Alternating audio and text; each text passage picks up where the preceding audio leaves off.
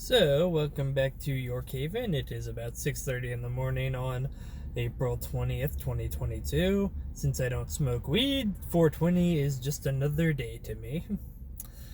I am up this early because my wife wakes up for work at 4 a.m. every day, and sometimes I can get back to sleep, sometimes I don't. Well, the times I don't is maybe like once a month or so, but that once a month came today. Today I'm going to address I should say, how you know where the trains are. I know when a train is coming here at York Haven because the trains don't just sneak up on me. I have positioned my truck at the York Haven crossing facing south. If you've ever been here, you can probably recognize this area behind me. It's a park area, and then the dam is right behind that. Excuse me. This line, the Port Road branch, it technically goes east to west. So when people say that a train has come through here, they say it's heading east or it's heading west, even though it's more south to north, in my opinion. It does go east to west to get across the river to Lancaster County. I guess eventually ending up in Baltimore. But I'm facing south. So there's about a good mile of train tracks ahead of me, and I can see a train coming for quite a while, coming technically west. That would be towards me. I can see them for quite a while before the crossing activates. And also down there are signals, so if one of them... I think I heard a horn. I've heard whispers that there may be a train coming soon. I'll address how I can figure that out later. There are signals ahead of me, and if one of them turns green, then I know that there is a train coming from behind me, heading east or south toward Baltimore. And then you can usually hear them coming for a bit before they get up here. There's other crossings and stuff up behind me, and other places where the trains have to blow their horn. Sometimes you can hear... There's another train line across the river. That's the Royalton branch. If you've ever driven like up along 441 north of Columbia, that's that line, the Royalton branch. It goes up to the Harrisburg yard, which is distinct from the Enola yard across the river from it. So how I sometimes know where the trains are coming is because I'm part of a Facebook group called NS Port Road Branch. And there are people in that group all around here who like trains just like me, who will comment in there if they see a train and what milepost it passed and what direction it was going. The signals normally all have names. I believe the one up ahead is called Wago because this is Wago Road right ahead of me. But they all do have names, and it is possible to find a schematic of the tracks that have the names of the signals on them, and usually other landmarks like rivers or bridges near them, so you can tell what signal is what. Some people do a thing called ATCS. I'm not sure what it stands for. You guys probably all know, but it's the basically the same track schematic, but the tracks have different colors on them to show where the trains are. Like the tracks on the ATCS map will turn green if a train's been cleared to go through there, and then it'll turn okay, apparently somebody just told me that the train I'm thinking of passed here already.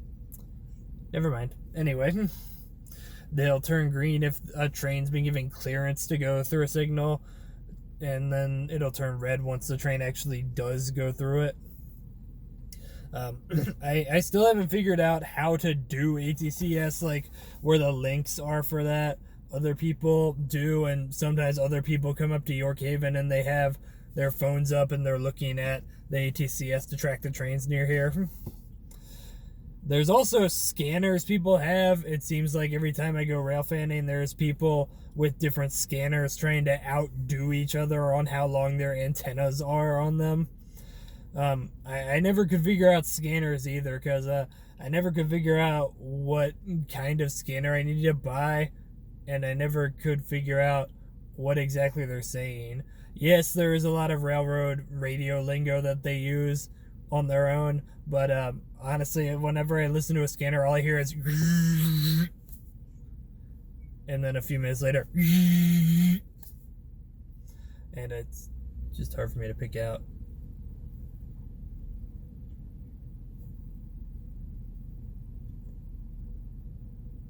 I think I hear the rumble of a train, but if I do, it's probably across the river because the signals are all red.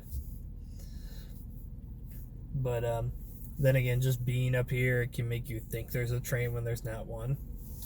Now, growing up, people always said that freight trains don't run on set schedules.